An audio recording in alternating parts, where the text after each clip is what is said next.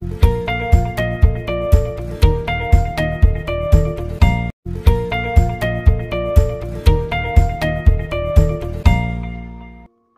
The lord.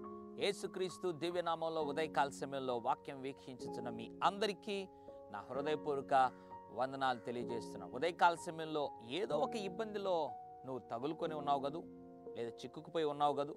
కుటుంబంలో కావచ్చు, వ్యాపారంలో కావచ్చు, పరిచర్లో కావచ్చు, లేదా చదువుతున్న ప్రాంతంలో కావచ్చు, పనిచేస్తున్న ప్రాంతంలో కావచ్చు, ఏదో ఒక ఇబ్బంది, ఏదో నీకు కలిగిన కష్టాన్ని బట్టి ఒక ఇబ్బంది నేను ఆవరించి లేదా ఇబ్బంది కొలిమి గుండా నీవు ప్రయాణిస్తున్నావు కదూ. వాస్తవమే. అయితే ఉదయకాల సమయంలో నీ ఇబ్బందిని చూసినటువంటి దేవుడు ఒక అద్భుతమైనటువంటి ప్రార్థనను దేవుని వాక్యంలో నుండి జ్ఞాపకం చేయాలని ఆశపడుతున్నాడు. విలాప వాక్యములు 1వ అధ్యాయం 20వ వచనం. యెహోవా దృష్టించుము, నాకు ఇబ్బంది కలిగెను. ఎంత అద్భుతమైన ప్రార్థన. భక్తుడైన ఇర్మియా అంటున్నాడు, విలాపవాక్యం 1వ అధ్యాయం 20వ వచనంలో, యెహోవా దృష్టించుము, నాకు ఇబ్బంది కలిగెను. Praise the lord.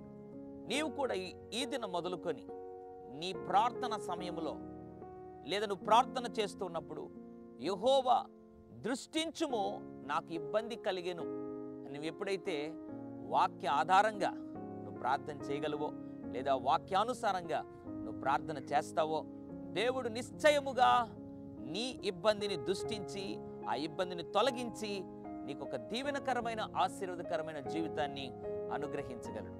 ఇంకెందుకు సందేహం?